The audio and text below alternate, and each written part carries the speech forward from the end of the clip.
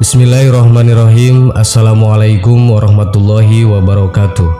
Sahabat yang beriman, sebagaimana kita ketahui bahwa bulan Ramadan merupakan bulan istimewa, karena pada bulan tersebut seluruh umat Islam yang telah memenuhi syarat diwajibkan untuk menjalankan puasa. Karena itu, maka bulan Ramadan disebut juga Syahrus Syiyam atau bulan puasa. Pada bulan itu menurut riwayat yang ada, setan-setan dibelenggu, supidatus syaiton, pintu-pintu surga dibuka, dan pintu-pintu neraka ditutup. Dalam riwayat lain dengan redaksi sulsilatis syaiton. Idza dakhala Ramadana supidatis syaiton wa futihati abwaabal jannah wa ulaqat abwaabun nar. Artinya, ketika masuk bulan Ramadan, maka setan-setan dibelenggu, pintu-pintu surga dibuka, dan pintu-pintu neraka ditutup. Hadis riwayat Bukhari dan Muslim. Para ulama berbeda pendapat mengenai makna dibelenggunya setan-setan pada bulan Ramadan menjadi beberapa pendapat. Al-Hafiz Ibnu Hazar seraya menukil dari Al-Hulaimi, kemungkinan maksudnya adalah para setan tidak bersungguh-sungguh menggoda kaum muslimin sebagaimana yang mereka lakukan di bulan lainnya karena kesibukan manusia beribadah. Atau yang dimaksud para setan yang dibelenggu adalah sebagian dari mereka, yaitu dari jenis pembangkang di antara mereka. Atau yang dimaksud dibelenggu adalah dibelenggu dengan puasa yang berfungsi menekan dorongan syahwat atau dengan bacaan Al-Quran dan zikir. Yang lainnya, selain Al-Hulaimi berkata, maksud dibelenggu adalah diikat dengan rantai. Iyad berkata, ada kemungkinan maknanya sesuai zahir dan hakikatnya, yaitu sebagai tanda bagi para malaikat akan masuknya bulan Ramadan, agar mereka mengagungkan kesuciannya dan melarang para setan mengganggu kaum beriman. Kemungkinan juga maknanya sebagai simbol banyaknya pahala dan pengampunan, dan berkurangnya gangguan setan, sehingga seakan-akan mereka dibelenggu. Dia berkata, yang menguatkan kemungkinan kedua ini adalah ungkapan dalam riwayat Yunus dari Ibnu Syihab dalam riwayat Muslim, yaitu ungkapan pintu-pintu rahmat dibuka. Dia juga berkata bahwa makna dibelenggunya setan adalah simbol dilemahkannya setan dalam menggoda dan menghias syahwat. Zin bin Bunayir berkata, pendapat pertama, makna dibelenggu setan secara dohir lebih tepat. Lafaz ini tidak perlu dialihkan dari dohirnya. Kesimpulannya, makna setan dibelenggu adalah bersifat hakiki atau nyata. Allah yang lebih mengetahui tentang hal tersebut. Dan hal itu tidak harus berarti bahwa kejelekan dan kemaksiatan tidak terjadi di antara manusia. Berikut ini adalah 10 jenis setan yang dibelenggu pada bulan Ramadan.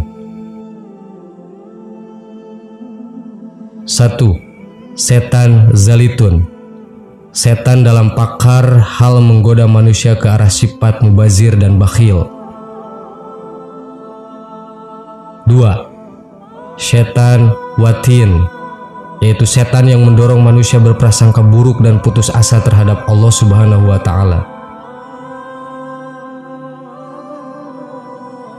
3. Setan awan, yaitu setan yang ditugaskan khas dalam menggoda raja atau pemimpin besar supaya bersikap sombong dan takabur serta zolim terhadap rakyatnya.